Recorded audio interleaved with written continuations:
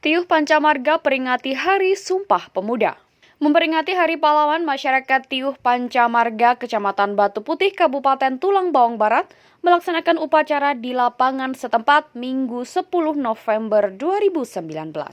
Kegiatan upacara diadakan di lapangan Tiuh Pancamarga dan dipimpin langsung oleh Kepala Tiuh Pancamarga, Darwani, dan diikuti oleh kalangan masyarakat, baik dari pemuda, pencaksilat, dan ormas.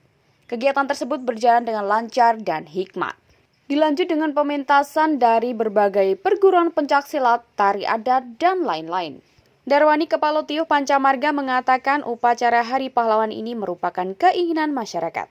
Selain upacara, kegiatan juga diisi dengan pertunjukan tari, senam, dan organisasi masyarakat. Dengan rahmat Tuhan Yang Maha Esa, tepat tanggal 10 November ini, kita bangsa Indonesia memperingati hari yang bersejarah, Hari Pahlawan.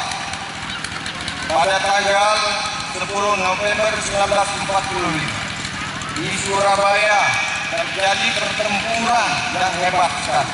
Tulang Bawang Barat, Putra Priya Sakti, JKTV melaporkan.